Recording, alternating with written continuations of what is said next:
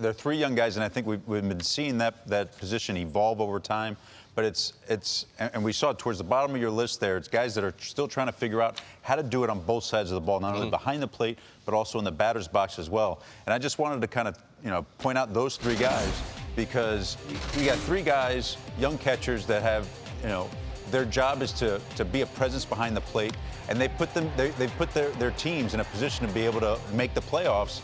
And no one expected the Orioles to do anything until this guy came on and just kind of lit the world on fire. And you can see here he's got tremendous ability on both sides of the plate to swing the bat and change the game with his bat. But then it's on the defensive side as well. He throws the ball great. He blocks really well. I mean, even look at that one right there, picking it on the inside part on a left-handed hitter and being able to throw the guy out. Blocking is great, and you notice here, BK, he's catching on two knees, and that's something I want to point out as well. So he's catching in the full squat, and he was able to figure out what he needed to do in that situation to be good fundamentally behind the plate, to be able to throw guys out, block the ball well, and receive well. But the biggest thing for me is he's a presence behind the plate and has been huge for the Orioles and that pitching staff, and one of the reasons why I think they've kind of exceeded expectations as a staff. And for such a young age, we've talked about it before too, just coming in and all of a sudden having to have that leadership role kind of thrust upon you, and then taking advantage of it and and accepting it. Right. That's the other thing, because as a pitcher, you want that guy behind the plate to have those leadership qualities. Well, I just want to point out that when I say, it's a weak position, doesn't mean there's weak players there. It's a debilitating position, and it's hard to, and even through the history of the game, there are very few great hitters behind the plate because you have too many other things to do, including call a baseball game. You're a leader. Right. When you're a catcher on a Major League Baseball team, you're a leader already, just because of the position and, like you said, the calling of pitches and the management of the game. When you have these Rutschman and young kids come up, and you see that Adley Rutschman is going to be a team leader and a cornerstone on both sides of the ball.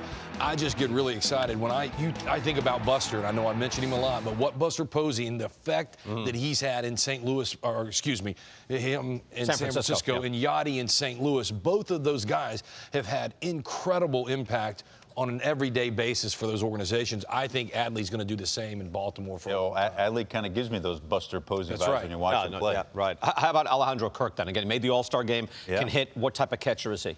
Well, Kirk's really impressed me because I think through the minor leagues, he's been a guy that you've expected to hit.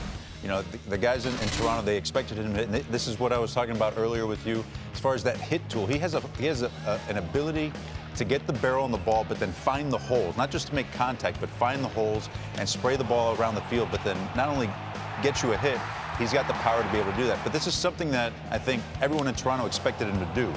This guy was a hitter. Now it's about the maturation behind the plate.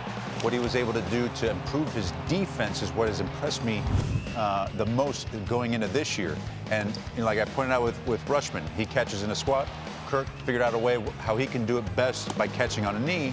He's improved his throwing, he's improved his blocking tremendously, and probably the biggest improvement has been his pitch framing. And he's been a stalwart not just in that lineup for the Toronto Blue Jays over the course of the year, but he's gotten more reps behind the plate, more starts behind the plate, obviously because he can hit, but now also the pitchers trust him, the manager trusts him behind the plate to be able to manage a game. And for all the reasons the Mariners are in the race, looks like they're going to make the playoffs. Hasn't happened in 2 decades, but Cal Raleigh is a big part of that. How good is he? A huge part of that, and a big reason why they're where they're at as well. And give credit to this guy too, because he struggled out the gate, gets sent down to AAA. And a lot of times you could just kind of feel sorry for yourself when you go down there and you end up taking 2 steps back. He got right back into it, figured out his swing again, gets called back up, and just goes on a tear. And to be able to have this kind of power threat towards the bottom of your lineup, with the lineup that the Mariners are able to put out there on a nightly basis, is huge. It just lengthens that lineup. He does and a tremendous job behind the plate. Depota has talked about on numerous occasions, his ability to manage a game. He's probably one of the best throwing catchers that I've seen that's in the league right now. Really? He does a great job with his footwork, being able to get in the right position, very accurate with throws. And he's been doing a great job with his pitching staff. Catching Robbie Ray, we see him here blocking a couple of balls of sliders from Robbie Ray here. He's a tough guy to catch. Maybe not so much in terms of of pitch calling or managing a game because he's got 2 pitches. Robbie's a guy that's going to outstuff you. Right. But the majority of his outs are going to be balls in the dirt, 88, 89 miles an hour, mile an hour sliders that you got to make sure you're going to be able to block because he's going to be throwing those pitches to get the hitter out when there's a guy on third base, when there's a guy on second base. You got to block him. Yeah. You have to block him. Right. That's your job. Do your knees work still? Yeah, I can. Can you explain? Because you do point. I didn't take that for granted, by the way. Well, I'm going to the can you mountains to do explain what's the difference then? Why do you like a guy in the traditional squat as opposed to on the one knee? Because that's being talked about a lot. Explain for the people that. Well, it's not that I like one or the other. It's as a catcher, you got to figure out what you can do best, and whether it's being in a squat or catching on a knee. What is going to put you in the best situation to be able to block the ball, throw the ball, and receive? Now, and it's something you have to tinker with over the course of a career, going through spring training, even through the course of the season. What I did a lot of times in the bullpen, I do a lot of that work when I'm catching guys in their bullpen sessions, figuring out setting as far as my setup, whether it's in a crouch, on a knee. How am I going to block in this position? Well, what's the best way? Like on the whole, I keep hearing, what's the best way? There isn't a best way. The best way is the way you feel comfortable. Aren't you more agile than when you get here and you can move a little bit more, or are you more? You can't be as agile like this, right? Well, tell me. Kirk has. Kirk catches on a knee, and he's able to figure out a way to be able to do that. Myself, just going on my experience, I did both. I caught on a knee and I caught on a crouch because I felt, to your point, I was more agile. I was able to get over to block balls when I was in a crouch, and had my fundamentals were better in a crouch to throw to the bases. A guy like Kirk, he's able to set up his feet by catching on a knee to help him either shift one way or the other. I don't know. Let's see if I can do this now. Oh, man. But you can see when Kirk goes down on a knee, a lot of times you see him kick out his foot here. Okay. Right? So what he does, if that runner's not going, he'll kick out his foot, knowing that the runner's not going, and if that ball's going to be in the dirt, he pushes off on his heel to be able to shift over. Some guys have a hard time doing that. Now, the other thing is, as he's set up here on his knee, you notice that my back foot here, I'm on my toe. Mm-hmm. Where typically, sometimes you might see a guy kind of resting on his heel. Doesn't look like you can do much anything from that. Not from this position. Right. But just by having this move right here, where you're on your toe, will allow you to push off with your right foot to be able to come out to throw. That's what you're taught. Aren't you taught mostly to be here and be mobile and be loose and be able to get up and down? Or are you not?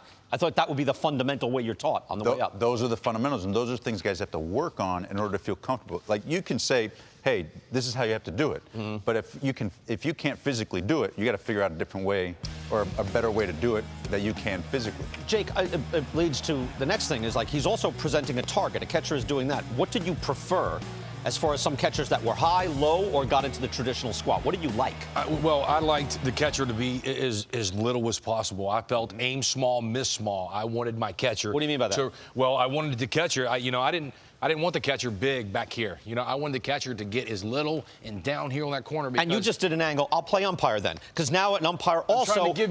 Umpires always talk about you making it easier for me, and if you make it easier, I might go a little bit more. Right? You can see now. There's a big difference, you're right. But as a pitcher, you'll see. What drives me crazy, or what was the toughest thing for me, was when a runner was on second base, right, and we're not wanting to give away location and. Alex isn't moving to his spot. I mean, you're sitting here in the middle of the plate.